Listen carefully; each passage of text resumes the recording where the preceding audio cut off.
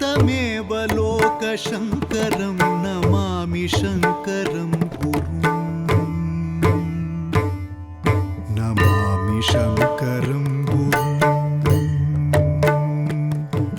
नमामि शङ्करं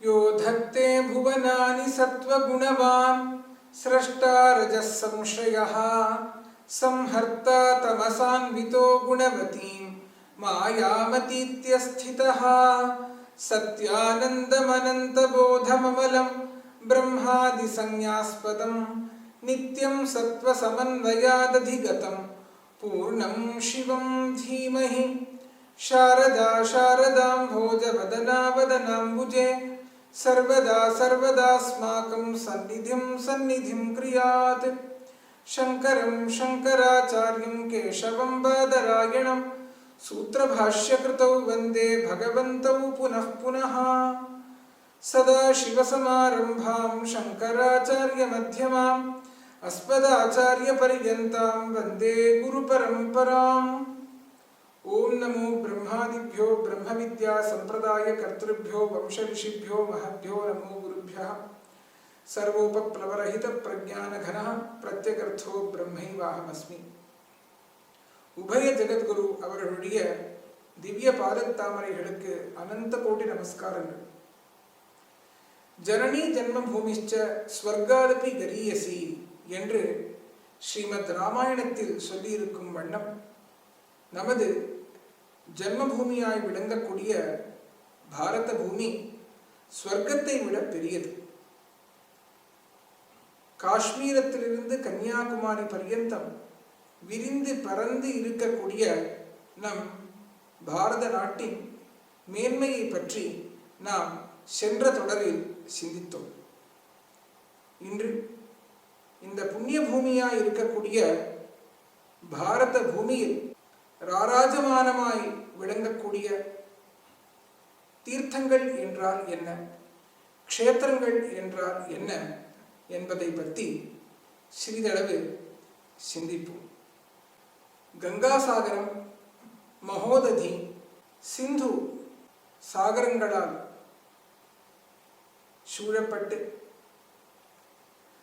மகேந்திர மலய சஹ்ய ஹிமாலய ரைவதக விந்திய அராவலி முதலிய மலைகளால் நைமிஷாரண்யம் தண்டகாரண்யம் காண்டவாரண்யம் முதலிய அரண்யங்களால் கங்கா யமுனா சரஸ்வதி சத்துத்ரி விபாஷா பருஷ்ணி அசிக்னி மருத்ருதா விதஸ்தா ஆர்ஜீகியா சுஷோமா திரிசாமா சிந்து கோதாவரி நர்மதா காவேரி கிருஷ்ணா துங்கபத்ரா முதலிய புண்ணிய நதிகளால்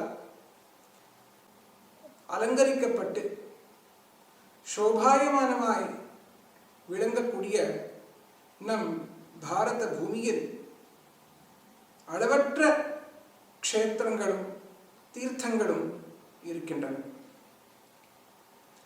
நாம் ஒரு புண்ணிய ஸ்தலத்தை சொல்ல வேண்டுமே ஆனால் அதை தீர்த்தம் என்று க்ஷேத்திரம் என்று இந்த பாரத பூமியில் அழைப்போம்.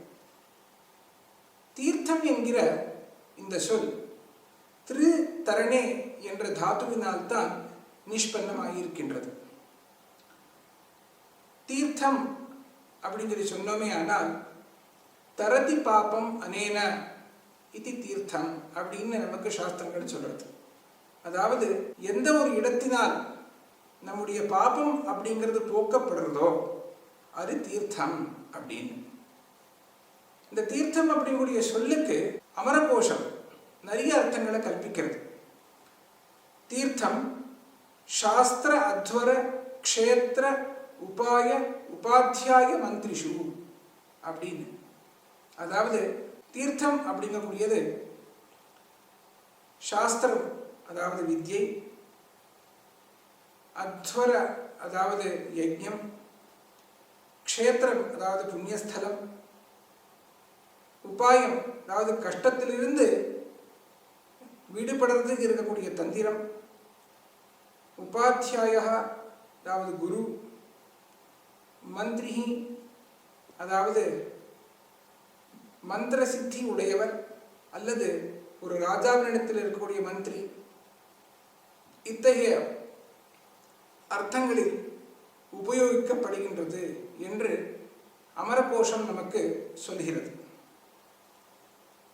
இத்தனை அர்த்தங்கள் இந்த தீர்த்தம் அப்படிங்குடைய பதத்துக்கு இருந்தாலும் கூட நாம் பொதுவா நீர்நிலையை தான் தீர்த்தம் அப்படின்னு சொல்லி சொல்லுவோம்.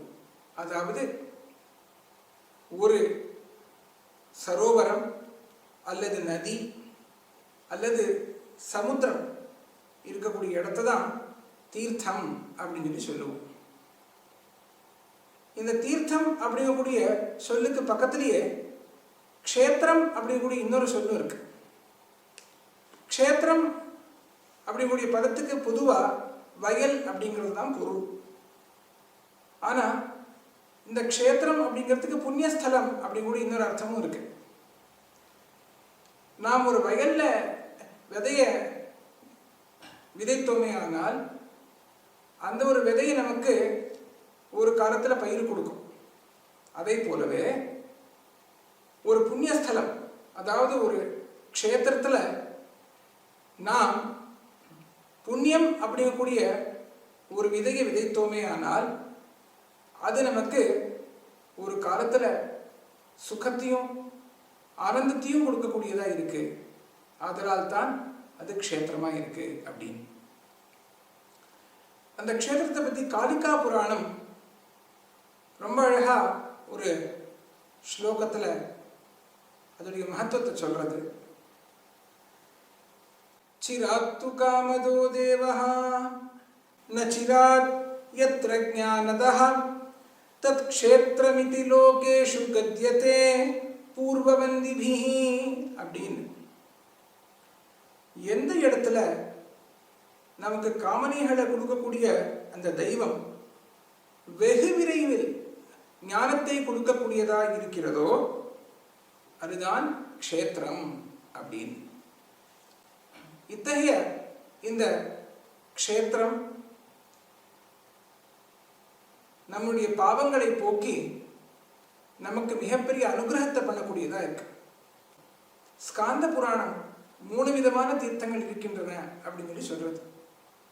ஜங்கம தீர்த்தம், மானச தீர்த்தம், ஸ்தாவர தீர்த்தம் அப்படின்னு. ஒரு குருவா இருக்கக்கூடியவர், சாதுவா இருக்கக்கூடியவர், ரிஷியா இருக்கக்கூடியவர், இவர்கள் எல்லோரும் ஜங்கம தீர்த்தமா இருக்க. அதாவது ஒரு இடத்துல இருந்து இன்னொரு இடத்துக்கு சஞ்சாரம் பண்ணி எல்லாருக்கும் அனுகிரகம் செய்யக்கூடிய தீர்த்தமா அவ இருக்க.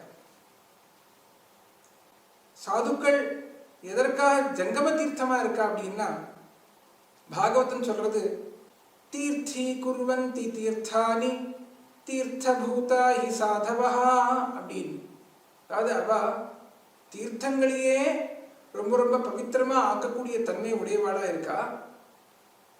ஏன்னா அவ அந்த தீர்த்தத்துடைய சுரூபமாவே இருக்கா அப்படின்னு. ஆதலால் குரு, சாது, ரிஷி இவர்கள் எல்லோரும் ஜங்கம தீர்த்தம். மானச தீர்த்தம் இது 2வது தீர்த்தம்.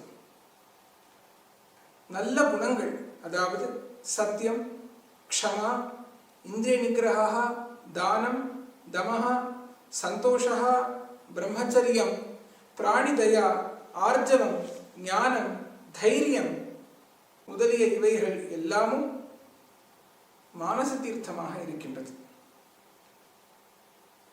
நம்முடைய மனசு எப்போ சுத்தமா இருக்கோ அதுவே ஒரு தீர்த்தமா மாறுறது. அந்த சுத்தமான மனசுதான் மானச தீர்த்தம். அடுத்தாப்புல இருக்கக்கூடியது ஸ்தாவர தீர்த்தம். நம்ம நாட்டில் இருக்கக்கூடிய அரண்யங்கள், பர்வதங்கள், நதிகள் இவள் எல்லாமே ஸ்தாவர தீர்த்தமா இருக்கு. இப்படி ஜங்கம தீர்த்தம், மானச தீர்த்தம், ஸ்தாவர தீர்த்தம் அப்படின்னு 3 தீர்த்தங்களை பத்தி ஸ்கந்த புராணம் சொல்றது. ஸ்தாவர தீர்த்தத்துல மேலும் 4 விதம் இருக்கு அப்படின்னு நமக்கு சாஸ்திரங்கள் சொல்றது. தர்ம தீர்த்தம், அர்த்த தீர்த்தம், காம தீர்த்தம், மோட்ச தீர்த்தம் அப்படின்னு. தர்மத்துடைய, நீதியுடைய, சதாச்சாரத்துடைய சிக்ஷணம் எந்த இடத்துல நடக்கிறதோ அது தர்ம தீர்த்தம். எந்த இடத்துல நல்ல உத்தியோகம் ரொம்ப வளர்ச்சி பெறறதோ அது அர்த்த தீர்த்தம். அது சங்கம கஷேத்திரத்தில் இருக்கலாம், நதி தீரங்கள்ல இருக்கலாம். அடுத்தது காம தீர்த்தம். சுந்தரமா கலாத்மகமா இருக்கக்கூடிய வஸ்துக்களுடைய நிர்மாணம் எங்க இருக்கோ, நல்ல உபாசனைகள் எங்க இருக்கோ அதெல்லாம் காம தீர்த்தமா. அடுத்தாப்பில் இருக்கிறது மோட்ச தீர்த்தம். நமக்கு வித்யை, ஞானத்தை, ஆத்தியாத்ம சிக்ஷணத்தை கொடுக்கக்கூடிய வித்யாபீட்டங்கள் அனைத்தும் மோட்ச தீர்த்தம் அப்படின்னு. இந்த 4 தீர்த்தமாகவும் நமக்கு காஷி, பிரயாகம் முதலிய க்ஷேத்திரங்கள் இருக்கின்றன. பிரம்ம புராணம் இந்த தீர்த்தத்தையே மேற்கொண்டு நமக்கு 4ஆ சொல்றது. தேவ தீர்த்தம், ஆசுர தீர்த்தம், ஆர்ஷ தீர்த்தம், மானுஷ தீர்த்தம் அப்படின்னு. தேவதைகளால் நிர்மாணம் செய்யப்பட்ட ஒரு தீர்த்தம் இருந்ததுன்னா அதுக்கு தேவ தீர்த்தம் அப்படின்னு பேர். அசுரர்களால நிர்மாணம் செய்யப்பட்ட தீர்த்தத்துக்கு ஆசுர தீர்த்தம். ரிஷிகளால நிர்மாணம் செய்யப்பட்ட தீர்த்தத்துக்கு ஆர்ஷ தீர்த்தம். மனுஷனால் நிர்மாணம் செய்யப்பட்ட தீர்த்தத்துக்கு மானுஷ தீர்த்தம் நமக்கு பிரம்ம புராணம் சொல்றது. இந்த தீர்த்தங்களை நமக்கு பகவான் இதற்காக கொடுத்தார் அப்படின்னா, மோக்ஷார்த்தம் கிருபயா தேவஹா க்ஷேத்ரம் கல்பிதவான் பிரபு அப்படின்னு சிவபுராணம் சொல்றது. எல்லோருக்கும் மோட்சத்தை கொடுக்கறதுக்கு, மோட்ச சாதனைக்காக இந்த தீர்த்தங்களை பகவான் உருவாக்கினார் அப்படின்னு நமக்கு இந்த சிவபுராணம் சொல்றது. பரிகிரஹாத் ரிஷீணாம் ச தேவானாம் ச பரிகிரஹாத் ஸ்வயம்பூதான்யதான்யானி லோகரக்ஷார்த்தமேவஹி அப்படின்னு நமக்கு சிவபுராணம் சொல்றது. ரிஷிகளுடைய, தேவர்களுடைய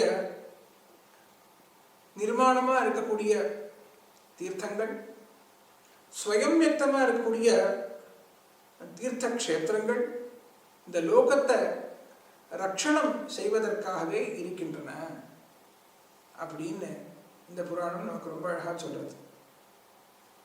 மகாபாரதம் இந்த தீர்த்தத்தை பத்தி ரொம்ப தாத்விகமா சொல்றது. யத்ர தேவாஸ்ச வேதாஸ்ச பவித்ரம் கிருஷ்ணமேகதாம் வ்ரஜேத் தன்மானசம் தீர்த்தம் தத்ர ஸ்நாத்வா அமிர்தோ பவேத் அப்படின்னு. எங்க தேவர்களும் வேதங்களும் கூடுகின்றனவோ அதுதான் மானச தீர்த்தம். அந்த மானச தீர்த்தத்தில் ஸ்நானம் செய்து ஒரு ஜீவன் அமிர்தத்துவத்தை அடைகின்றது அப்படின்னு நமக்கு மகாபாரதம் சொல்றது. நம்மளுடைய மனசுதான் ரொம்ப பெரிய தீர்த்தம். அந்த மனசுல சுத்தமா இருக்கக்கூடிய நிலை வந்துடுச்சுன்னா அதை விட சிறந்த தீர்த்தம் வேற ஒன்றும் இல்லை. பிரஷ்னோத்தர ரத்னமாலிகையில ஆச்சாரியர் சொல்ற, கிம் தீர்த்தமபி ச முக்கியம் சித்தமலம் என்னிவர்த்தயதி. எந்த தீர்த்தம் ரொம்ப ரொம்ப முக்கியமா இருக்கக்கூடியது, எது நம் சித்தத்தில் இருக்கக்கூடிய மலத்தை போக்கக்கூடியதா இருக்கோ அதுதான்ப்பா ரொம்ப முக்கியமான தீர்த்தம் அப்படின்னு சொல்லி ஆச்சாரியா சொல்றார். புண்ணியக்ஷேத்ரே கிருதம் புண்ணியம் பகுதா ரித்தி மிருச்சதி அப்படின்னு நமக்கு நம் புராணங்கள் சொல்றது. அதாவது புண்ணியக்ஷேத்திரத்துல நாம் செய்யக்கூடிய புண்ணியம் இருக்கே அது நமக்கு பல்மடங்காகும் அப்படின்னு இந்த வாக்கியம் சொல்றது. இத்தகைய பெருமை வாய்ந்த தீர்த்த க்ஷேத்திரங்கள் நம் பாரத நாட்டில் அளவற்றதாக இருக்கின்றன. அயோத்தியா, மதுரா, மாயா, காஷி, காஞ்சி, அவந்திகா, புரி, துவாரவதி செய்வ சப்தைத்தே மோக்ஷதாயக்காக அப்படின்னு மோக்ஷபுரிகள், துவாதச ஜோதிர்லிங்க க்ஷேத்திரங்கள், அளவற்ற சிவக்ஷேத்திரங்கள், விஷ்ணு க்ஷேத்திரங்கள், சக்தி பீட்டங்கள், இன்னும் பல தேவதா க்ஷேத்திரங்கள் இந்த புண்ணிய பூமியாக விளங்கக்கூடிய பாரத பூமியில் இருக்கின்றன. இப்படி இருக்கக்கூடிய அளவற்ற க்ஷேத்திரங்களில் நம் கர்நாடக ராஜ்யத்துடைய மேற்கு தொடர்ச்சி மலைகளின் அருகே இருக்கக்கூடியதுதான் ஸ்ருங்ககிரி என்ற ஸ்ருங்கேரி க்ஷேத்திரம். இத்தகைய ஸ்ருங்கேரி க்ஷேத்திரம் நிர்வைர க்ஷேத்திரமாக விளங்குகின்றது. தீர்த்தமாக க்ஷேத்திரமாக விளங்கக்கூடிய மிகப்பெரிய பெருமை உடைய ஸ்ருங்கேரி க்ஷேத்திரத்தின் வரலாறு எத்தகையது, துங்கபத்ராவின் மகாத்மியம் எத்தகையது என்பதை பற்றி நாம் வரும் தொடர்களில் சிந்திக்கலாம் என்று கூறி விடை பெறுகிறோம். நம சங்கராய.